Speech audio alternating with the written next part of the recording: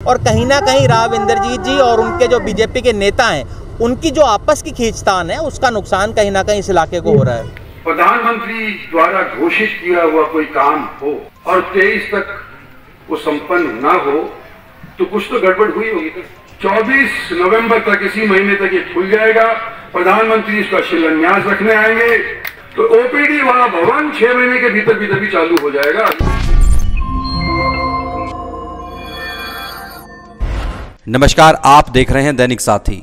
हरियाणा के रेवाड़ी में प्रस्तावित देश के 22वें एम्स शिलान्यास में हो रही देरी को लेकर गुरुग्राम सांसद केंद्रीय राज्य मंत्री राव इंद्रजीत सिंह ने वीरवार को एक बड़ा बयान दिया। उन्होंने कहा कि 2019 में प्रधानमंत्री द्वारा घोषित काम का 2023 तक अर्थात 4 साल में भी पूरा नहीं होना कुछ तो गड़बड़ी है। ऐसे में जिस तरह से विपक्ष की ओर से लगातार गुरुग्राम सांसद व सरकार के बीच खींचतान के आरोप लगाए जाते रहे हैं, कहीं ना कहीं केंद्रीय मंत्री भी उसकी तस्दीक करते हुए दिखाई दिए। पहले आपको दिखाते हैं रेवाड़ी से कांग्रेसी विधायक चिरंजीव राव ने इसको लेकर क्या कहा था। हमारे एम्स की घोषणा के बाद 3 और एम्स की घोषणा हुई थी, जिनकी बिल्डिंग बन के तैयार हो गई है और हमारी एम्स का टेंडर भी अब तक ना लगना, काम भी शुरू होना, ये बताता है कि इस सरकार की इच्छा शक्ति नहीं है एम्स बनाने की। और कहीं ना कहीं राव इंद्रजीत जी और उनके जो बीजेपी के नेता हैं, उनकी जो आपस की खींचतान है, उसका नुकसान कहीं ना कहीं इस इलाके को हो रहा है। आपने देखा कांग्रेसी विधायक चिरंजीव राव कहते हुए दिखाई दे रहे हैं कि गुरुग्राम सांसद व भाजपा नेताओं की खींचतान का खामियाजा यहाँ की जनता को भुगतना पड़ रहा है। ऐसे में यह फैसला जनता को करना है कि आखिर राव कहना क्या चाहते हैं। बता दें कि वीरवार को गुरुग्राम सांसद केंद्रीय राज्य मंत्री राव इंद्रजीत सिंह कोसली विधानसभा के गांव आलियावास में कोरिया में आयोजित शूटिंग प्रतियोगिता में गोल्ड मेडल विजेता प्रियांशु के सम्मान समारोह में शिरकत करने पहुंचे थे। अब आपको दिखाते हैं पूरे मसले को लेकर केंद्रीय राज्य मंत्री राव इंद्रजीत सिंह ने क्या कहा। और जो 19 के अंदर प्रधानमंत्री द्वारा घोषित किया हुआ कोई काम हो और 23 तक वो संपन्न ना हो तो कुछ तो गड़बड़ हुई होगी। तो 4 साल बाद क्यों देखे लोग?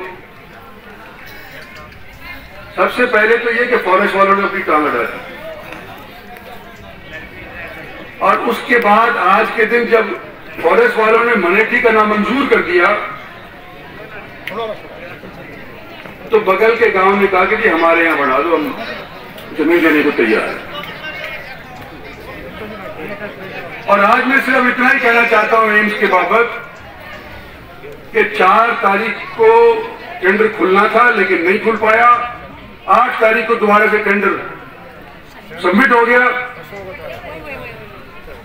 24 नवंबर तक, इसी महीने तक ये खुल जाएगा। प्रधानमंत्री इसका शिलान्यास रखने आएंगे और 2 साल के भीतर भीतर सबसे बढ़िया 22 एम्स है हिंदुस्तान के अंदर जो बनने जा रहे हैं। हमारा लास्ट में मंजूर हुआ था 22 एम्स में सबसे बेहतर अगर कोई एम्स बनेगा तो 210 एकड़ वाली मनेठी की मालजा की जमीन के अंदर बनेगा। ये मैं आपको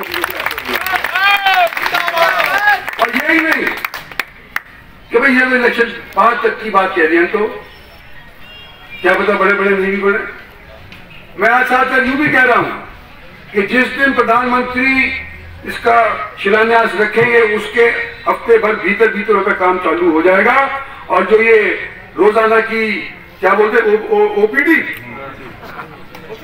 की अभी जिक्र कर रहे थे मछली कि एक भवन से अलग से बना दो ओपीडी वाला टाइम, तो ओपीडी वाला भवन 6 महीने के भीतर भीतर भी चालू हो जाएगा।